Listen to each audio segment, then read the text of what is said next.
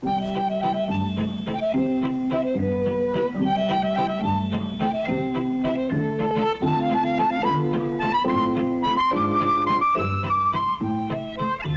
are oases of comfort throughout the world.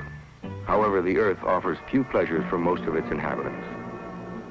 For his 10,000 years of grubbing a living off the planet, man has found life for the most part to be cruel. Disenchantment abounds, fatigue, hunger, and cold. However, nature, almost as an afterthought, softened her terms.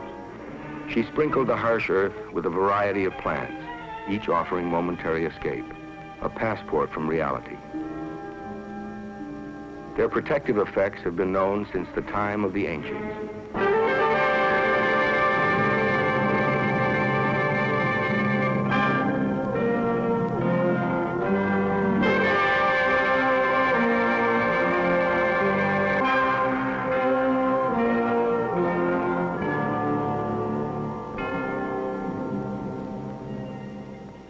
In virtually any of the hot countries of the world, where the soil is fertile, and farmers still employ the oldest methods of cultivation, flourishes a plant scientifically known as Papaver somniferum, more commonly known as the opium poppy.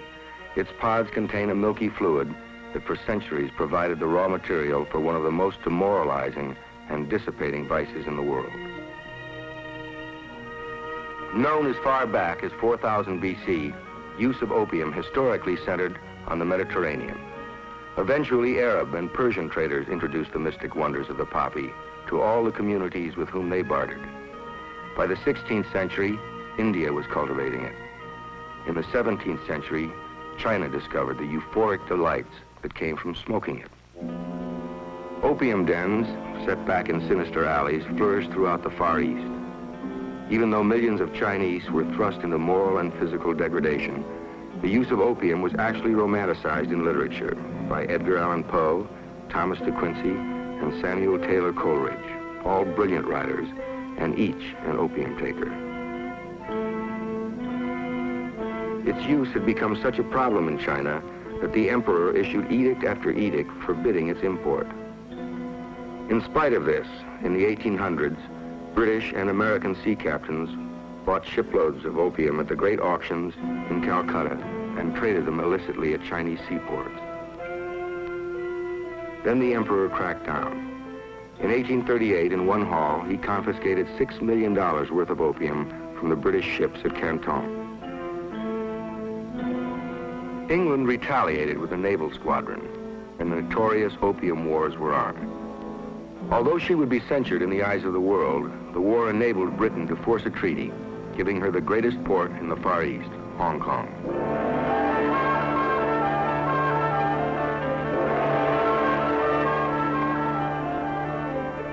As well as unrestricted opium trade for her enterprising sea captains. Then, in the 19th century, a German refinement. Through a relatively simple chemical process, raw opium was transformed into morphine base. In 1898, another refinement from Germany. From morphine base came the derivative, heroin.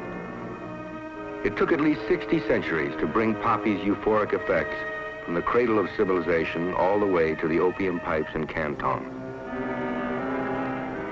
But within only a few decades, modern science was able to funnel the poppy's impact straight into the central nervous system in one cool blast. Today, thousands of prisons and hospitals all over the world are crowded with patients who have experimented with the poppy's final derivative and who have become addicted to it. Its astronomical profits on the street corners of the Ginza in Tokyo, the Piccadilly Circus in London, and the Great White Way in New York have made it the world's #1 illicit commodity. A deck of heroin sold on a metropolitan sidewalk is the final transaction in a long series of closely guarded, clandestine operations. Charles Siragusa, former Deputy Commissioner of Narcotics, has first-hand knowledge of all of them. The illicit narcotic traffic, the route of it is not quite as complex as it would appear. Turkey still remains as the principal source of the raw material, which is opium. The opium is then processed into morphine base, sometimes in Turkey, other times in Syria and Beirut and Lebanon. The French now have control of the Lebanese market. They've been associated with them in all sorts of illicit international rackets for many years. The Lebanese sell the morphine base to the French. These French Corsicans, who have had traditional ties with them for many, many years, arranged for the smuggling of the morphine base into France. Marseille is the capital of the Corsican underworld for all of France. Once in Marseille, chemists take over, converting morphine base into heroin.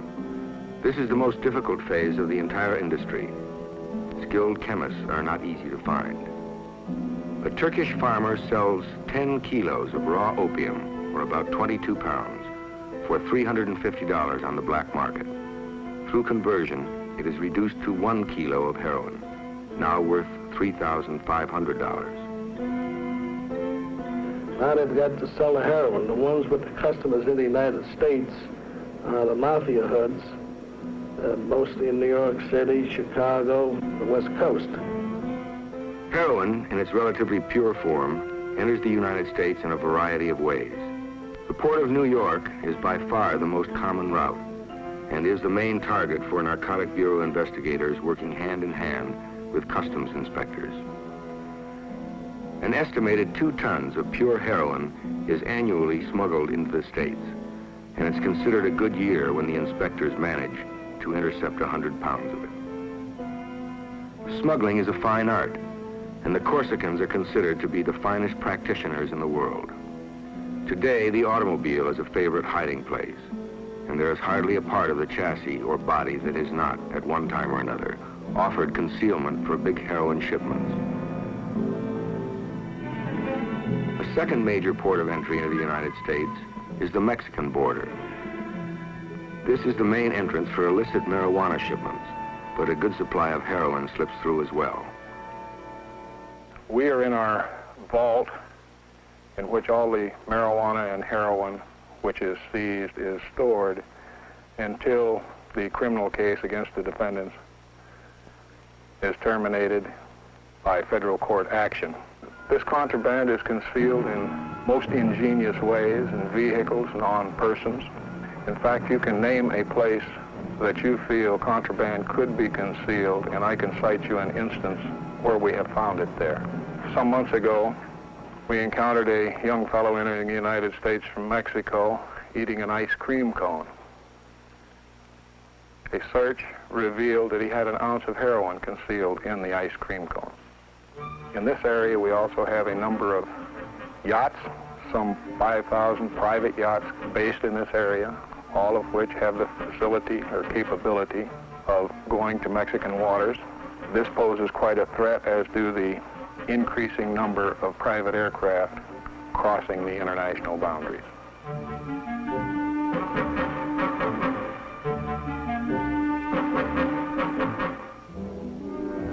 Once the heroin reaches its American distributors, it is blended with milk sugar and is cut at least one more time by the peddler himself.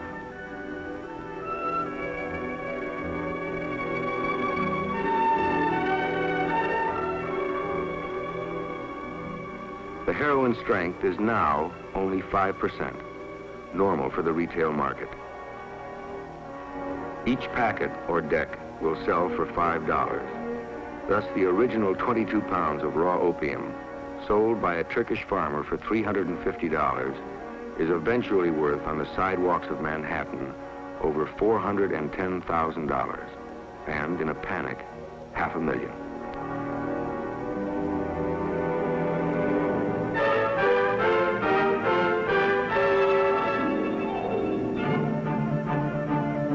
This is the focal point of hard drug addiction in the United States. The urban ghettos house nearly 3/4 of the hardcore addicts, with New York's teeming slums far out in front. The traffic starts in Manhattan. It's more readily obtainable in Manhattan, especially in the Harlem area, up around Lexington Avenue, from about 97th to around 135th Street, 116th Street, running east to west completely, 125th Street, and so many other spots. Probably take me all day to name them all. America's known heroin population of over 60,000 collectively shoots nearly 2 tons of opiates a year. More than half live within the tenement shadows of Harlem and the Bronx. When I first came to East Harlem in 1948, it was primarily a large Italian and Puerto Rican community. For our part, as far as the kids or the adolescents were concerned, it was constant warfare. There were many, many gangs. And it might be said that gangs were the main problem in East Harlem then. There was much bloodshed, and the ironic thing is that the only thing that united Italians and Puerto Ricans together was the use of drugs. For the ghetto dweller, heroin is a desperate bid for freedom, an escape from the despair of the tenement prison. After getting married, sort of couldn't meet up with the responsibilities that I had taken on, and sort of felt the need to escape from these. My first marriage, I've been married twice, has only lasted about 4 years, with continuously using drugs. I had 2 children. Right after my first marriage broke up, I was immediately married again. In fact, my first marriage broke up through meeting this other woman. I went along for about 8 months not using drugs, and finally I come back to getting the feelings of, trying to escape again. And I started using drugs 8 months after my second marriage. I feel that the main problem in the city at the time is environment. I would say that the good majority of the people that go on to heroin go on it as a result of their environment. The people they know, their friends, the ready availability to obtain it, and so forth. I started to use it. I started to sniff it just to be part of the group. I started to use it while I was in school. And one day I woke up and I was addicted. I woke up and I was very sick, and I didn't know what was bringing it about. But I did find out that as soon as I took some heroin through my nose, I got well. I felt normal. And once a fellow is on heroin, it may be years before he realizes or wants to admit to himself that he is indeed a junkie and that he is in need of help. A fellow can start on narcotics, I would say, at any age, really, of course, and within a matter of 3 to 6 months, starting out at about $4 or $6 a day, he can work his way up to a $100 a day habit. I was using about over $100 a day. Everything I would get was to go through my arms. The Harrison Act of 1914, strengthened by a series of Treasury Department regulations, is the basic law restricting production and distribution of narcotics. Although the law does not refer to the addict himself, the implicit premise is that addiction is willful indulgence, meriting punishment. I feel that the people living in the metropolitan area are arrested more frequently and exposed to arrest, and the possibility of being jailed much more than the people in suburban areas, for the simple reason that a good majority of them, the majority of them, come from poverty homes. They don't have, in most cases, money for proper legal aid, although the city will provide them with some. What about you? Let me see what you look like. What are you doing with the needle in your hand then? Possession alone is sufficient evidence for conviction. Users anticipating raids frequently conceal their day's supply in a toy balloon, keeping it in their mouth. If apprehended, they swallow the evidence, knowing that they can retrieve it later. Are under arrest for unlawful possession of needles and unlawful possession of heroin. Following World War II, hard drug use, particularly among young people, was on the upswing. Public reaction surged. resulting in more stringent controls, stiffer penalties. The 1956 Narcotic Control Act spelled out the most severe and inflexible set of laws ever put on the federal books. Penalties for possession were only slightly less than those for selling. Probation was possible only on a first offense possession charge. The sentence was 2 to 10 years. Second and third offenses and selling in any quantity, even soft drugs such as marijuana, brought terms up to 40 years with no chance for probation or parole. Selling heroin to a minor could bring a possible death penalty. At the same time the law was taking a harsher look at the addict, popular opinion began to swing back in his favor, recognizing that he was not just a criminal, but a sick person, a pathetic, tortured human being in need of help.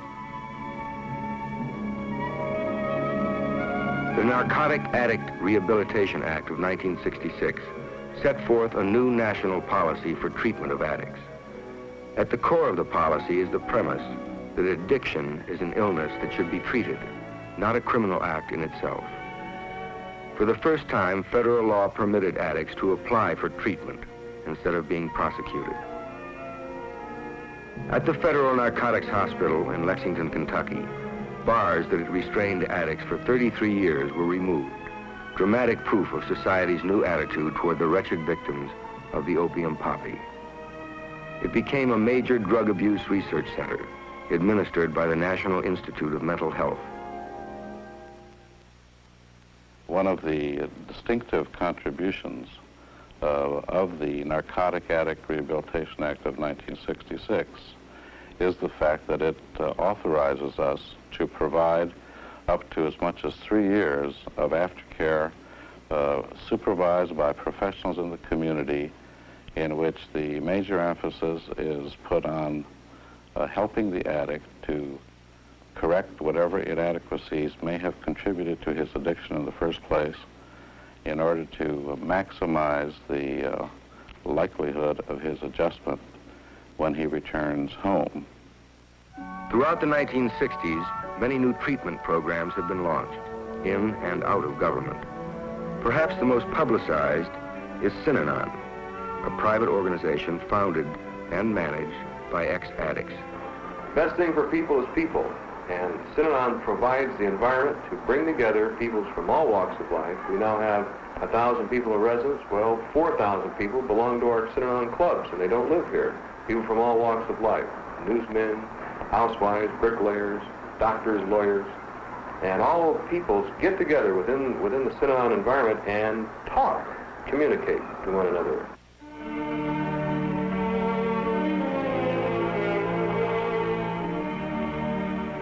Some programs take their philosophy right to the center of the action, in the ghettos where drug abuse is rampant. Exodus House.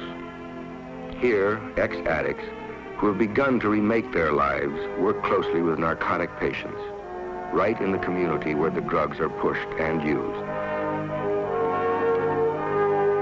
Daytop Village is typical of the halfway house concept, where the addict is slowly eased back into society, one step at a time.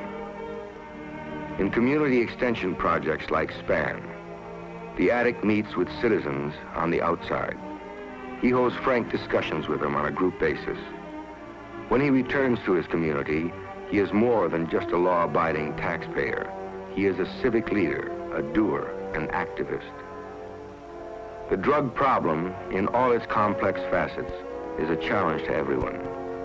We are all potential drug takers, if not heroin, then tranquilizers, stimulants, sleeping pills, and alcohol.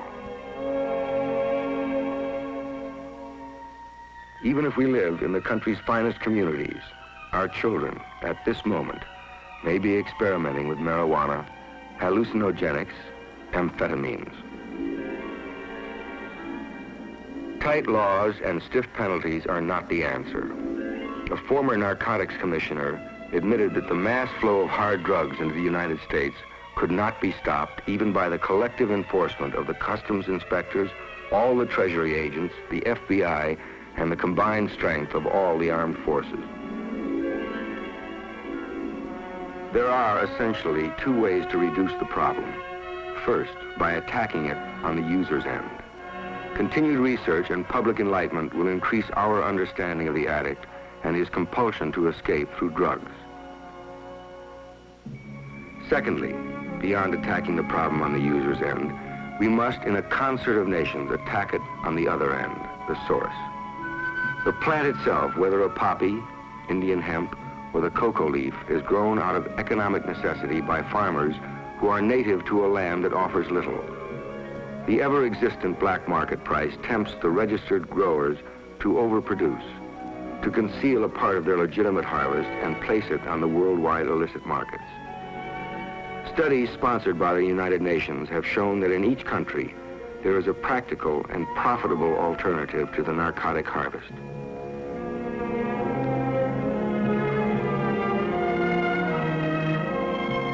In the region of Baalbek, Lebanon, where 90% of the land was once planted with cannabis or marijuana, now grow commercial crops that benefit rather than destroy.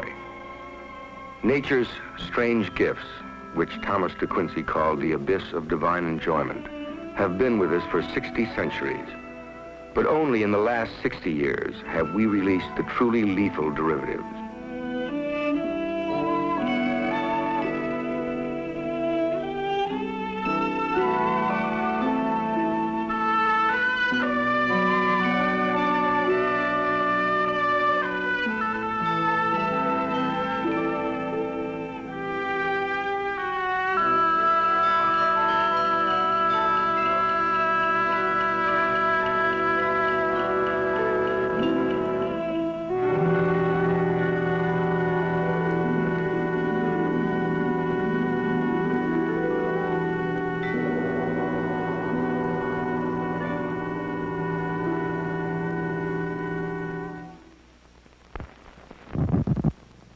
Effects have been known since the time of the ancients.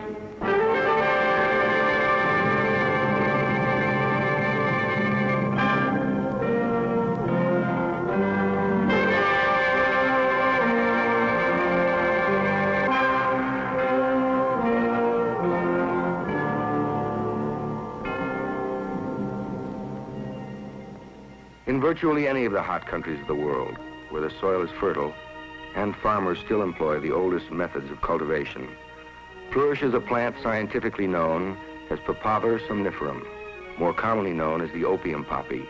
Its pods contain a milky fluid that for centuries provided the raw material for one of the most demoralizing. To be censured in the eyes of the world, the war enabled Britain to force a treaty, giving her the greatest port in the Far East, Hong Kong.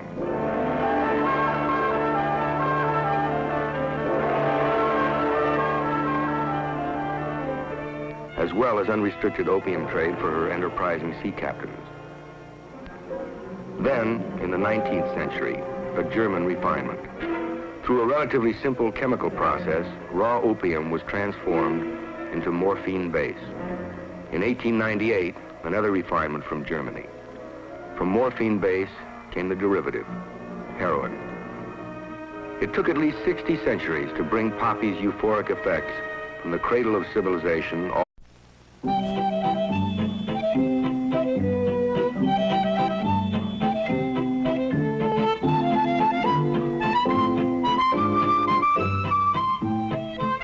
There are oases of comfort throughout the world. However, the earth offers few pleasures for most of its inhabitants. For his 10,000 years of grubbing a living off the planet, man has found life for the most part to be cruel. Disenchantment abounds, fatigue, hunger, and cold. However, nature, almost as an afterthought, softened her terms. She sprinkled the harsh earth with a variety of plants, each offering momentary escape, a passport from reality. They're protective of and dissipating vices in the world. Known as far back as 4000 BC, use of opium historically centered on the Mediterranean. Eventually, Arab and Persian traders introduced the mystic wonders of the poppy to all the communities with whom they bartered. By the 16th century, India was cultivating it. In the 17th century, China discovered the euphoric delights that came from smoking it. Opium dens, set back in sinister alleys, flourished throughout the Far East. Even though millions of Chinese were thrust into moral and physical degradation, the use of opium was actually romanticized in literature by Edgar Allan Poe, Thomas de Quincey, and Samuel Taylor Coleridge, all brilliant writers, and each an opium taker. Its use had become such a problem in China that the emperor issued edict after edict forbidding its import. In spite of this, in the 1800s, British and American sea captains bought shiploads of opium at the great auctions in Calcutta and traded them illicitly at Chinese seaports. Then the emperor cracked down. In 1838, in one haul, he confiscated $6 million worth of opium from the British ships at Canton. England retaliated with a naval squadron, and the notorious Opium Wars were on. Although she would